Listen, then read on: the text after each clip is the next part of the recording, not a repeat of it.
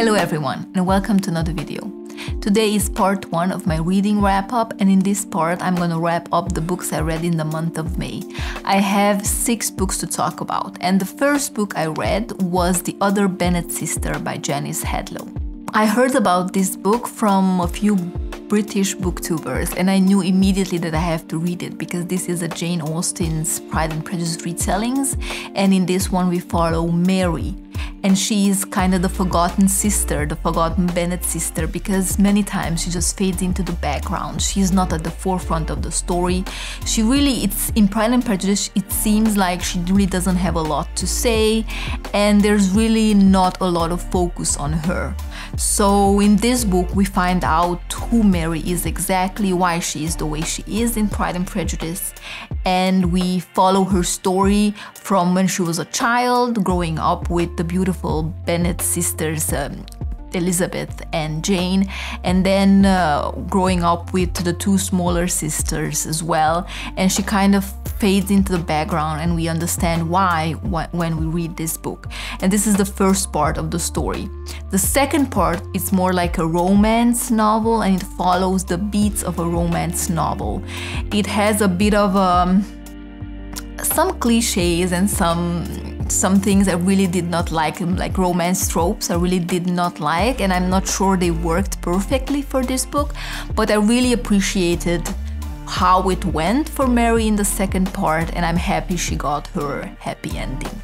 So the first part of this book, it made me so emotional. I actually cried because it was so heartbreaking to read about Mary and understand and know how she grew up in this household, and why she turned out the way she did. So it was really like I was really crying a lot in this first part. And now I have to say that I understand Mary much better, and she is really a great character. So I gave this 4 stars and I highly recommend it. And now with Jane Austen July, I think this is the perfect one to pick up if you want to immerse yourself in Jane Austen's world. The next book I picked up was Harbour Me by Jacqueline Woodson.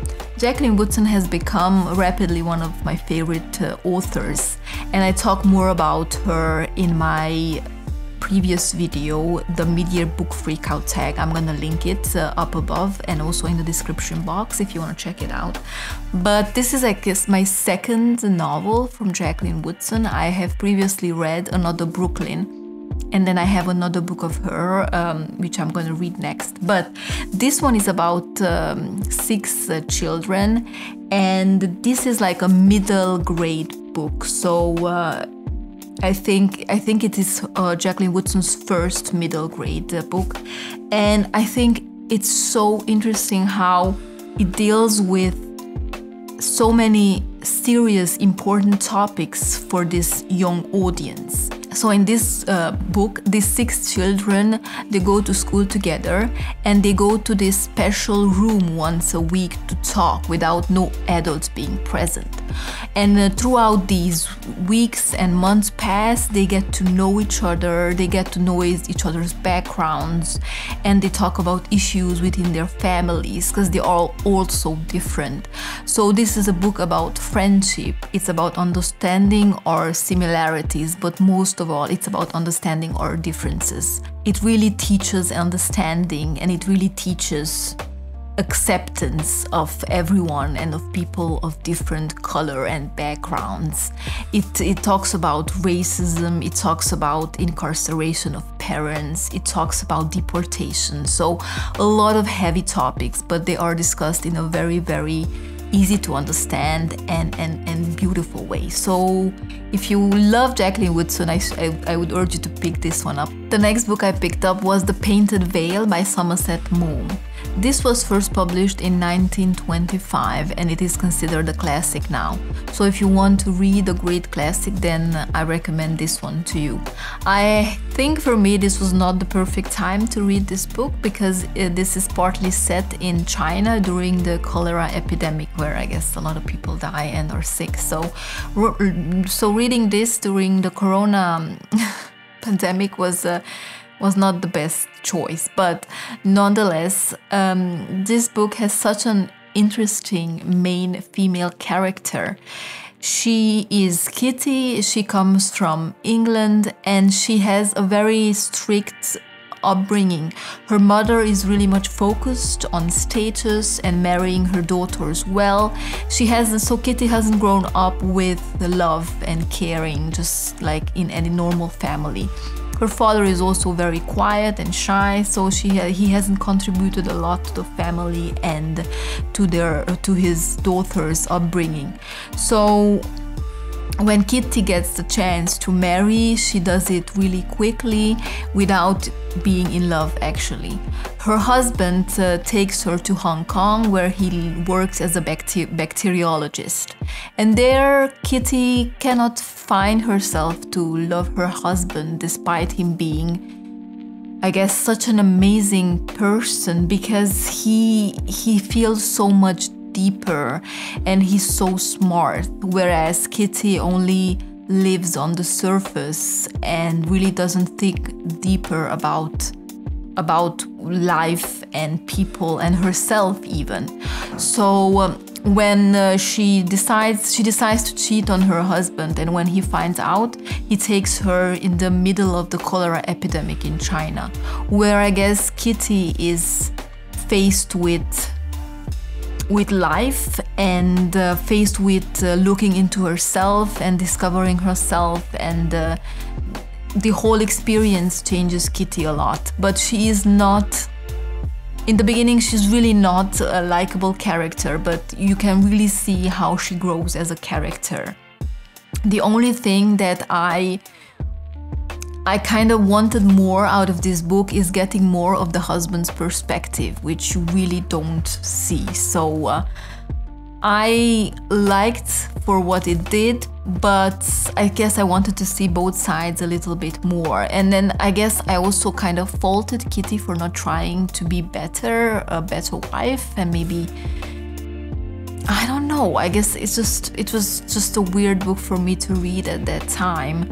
And everyone says though that the book is great, but the movie is much better. So I think I will watch the movie. I think it has a great cast, and maybe it captures more of the husband and his thoughts, and I don't know, I guess I just missed that side of the story a little bit.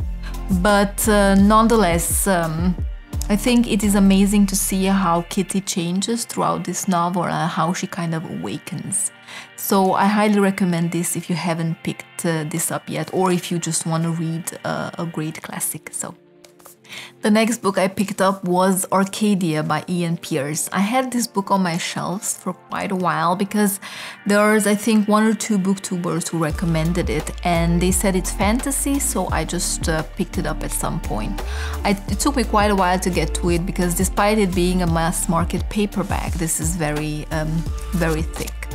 It took me quite a while to read it because this is such a slow-paced, character-focused fantasy, but this is also literary fiction, I would say. This is a mash of pastoral, historical spy novel, and sci-fi, hard sci-fi.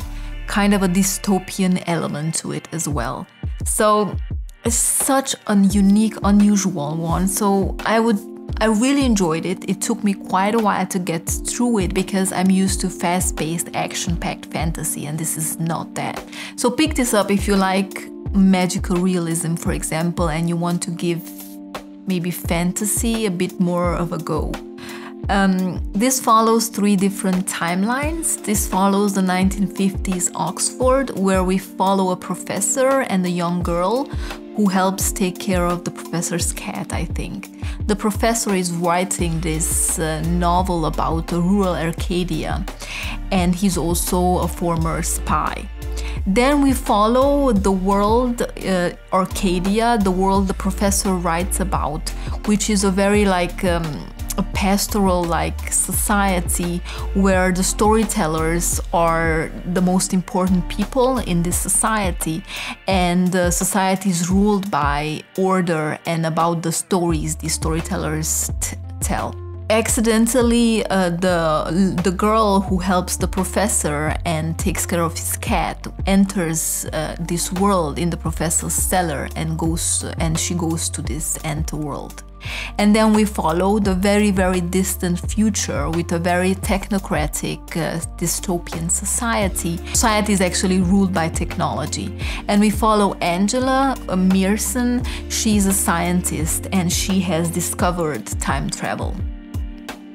Her discovery is her time travel machine gets in some sort of a danger of being exploited, so she flees to 1950s. And yeah, and the story goes from there. So it's such an interesting way of putting this story into story. It is such a meta way of, there are so many meta elements because this professor writes about this book and then we go and experience what he writes about. So it's so interesting, so many great characters. And you feel like you're meandering and you don't know where you're going, but slowly those paths of those characters cross, and you get these aha moments when you kind of things make sense. And yeah, just slow down and enjoy the ride if you pick this up. I think it is well worth the read, and I just don't get why more people are not reading this. I have to say, as I said, it took me some time to get into it, but I'm happy I did not give up because this is a true masterpiece. Next, I finished Assassin's Quest by Robin Hobb, and this is book 3 and the last book in the Farseer trilogy, which is Robin Hobb's first trilogy in her Realm of the Elderling series, which is, I think, a 12-book series. So a lot of people recommend these books, especially because they follow a main character from, I guess, cradle to grave, we could say. We follow Fitz since he was a child, and I guess you get so much connected to a character like that, and then there's so many things happening throughout this whole series. I don't want to say a lot about this third book, so I don't want to spoil it for you, but basically we follow Fitz, who is a royal bastard. In the first book, he's taken to the capital and to the castle to live and to be the king's assassin. There's so many things happening in this book, and Fitz is kind of at the centrum of this whole world and the politics of this world. And there's different kind of magics in this book. There are elderlings, which are like dragons, I would say. There are these red ships who threaten this realm because they turn the populace and into kind of like zombies. I wouldn't say zombies in the sense, but they lose all their humanity. And I guess Fitz tries to save the realm and bring back the elderlings, these dragons, to fight off this enemy. There's so many things happening in it. There's so many great characters, and I really understand why people love this series, because Fitz is just such an endearing and amazing character, and you really end up caring for him. I read this book. It took me some while. It was I guess a 40-ish hours audiobook, so I read it. It took me quite a while to finish it because I was dipping in and out of it when I had a bit of time, but it was just like going back to something really comforting every time. It is a long one, and I think the first 2 books in this series weren't as long as this one, but I think for the most part, the next books in these series are also quite chunky ones. So I would recommend this one if you like fantasy. This is very much character-focused fantasy, and the world is like a classic fantasy world set in like a medieval type of a setting, I would say. So yes, I recommend this for you if you really like fantasy, but not action-packed fantasy, I guess. So now I'm just repeating myself, so let's move on to the next book. And the last book I picked up was The Confessions of Frannie Langton by Sara Collins. I picked this up because this was going around BookTube a lot. It was quite hyped and it is a great one as a debut. I also picked this up because in this one the main topic is a woman being on trial and being accused of murder, and I have previously read a few books with that topic, so I just wanted to check this one out as well.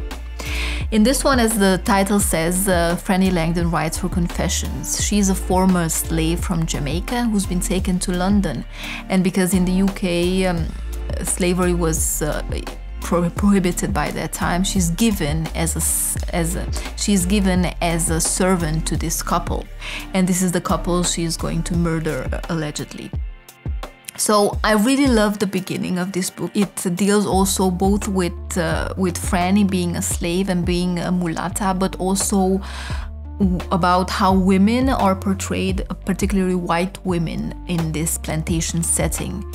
And it has also other topics like her master in the plantation was a kind of a wannabe scientist, and he was experimenting on black people, his slaves, and Frannie was kind of helping him. So when they go to London, he takes her to London and then gives her away. And then he ends up in the house of another scientist.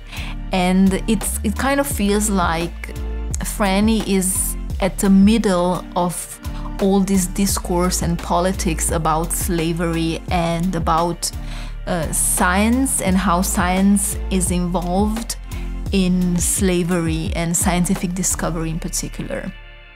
This book also details a lot women's position, both Frannie's position as a former slave, and I don't know if she's much freer now actually, but apart from that, it details, as I said, the women's role in slavery, as white women's role in slavery in the plantation, but also it details in the London setting, it details women's role and how women were in marriage and how marriage is viewed also as a form of slavery here. There is a female-female romance at this integral to this story, because Frannie actually had a relationship with her mistress and allegedly killed her afterwards together with her husband. So it was an interesting book, and I listened to this, so I'm not sure that was the best way for me to go with this. Ultimately, I feel that I couldn't really connect to the characters because I didn't really see where this one was going. There was a sensationalist part at the end where the whole London was kind of in an uproar and really following this case in court. But I really felt that this second part with this court setting was a bit rushed, and I just didn't really see where it was going. And the mystery part of whether she killed it or not was also a bit not so well done and developed, I feel. I feel that the stronger parts of this novel were definitely the beginning, and yeah, I just could not seem to connect to it. I feel that the prose was also maybe not so much for me. I felt it was kind of overdone at some points, and maybe too repetitive sometimes as well. I'm happy I read it, and I will definitely check out what Sara Collins writes in the future. But I guess what I'm trying to say is that I cannot give this more than 3.5 stars. So these are all the books I read in the month of May. What do you think about them? Have you read any of these? I think I will definitely be... I think the one that I really liked and I would be going back to and thinking about is Arcadia. I think it was such a unique book and such a unique setting in genre combinations, and all the meta element in it is it was just so different, so new to me, I would say. So I'm really happy I finally got around to reading it despite its size. But let me know what are the books you have also recently read and what you thought about them. If you have any books similar to this, which is more fantasy, less magical realism, please let me know in the comments below, because I would be definitely interested to check them out, especially because this is also was such a literary novel, I would say. So that's it for me today. Thank you very much for watching, and I'll see you next time. Goodbye.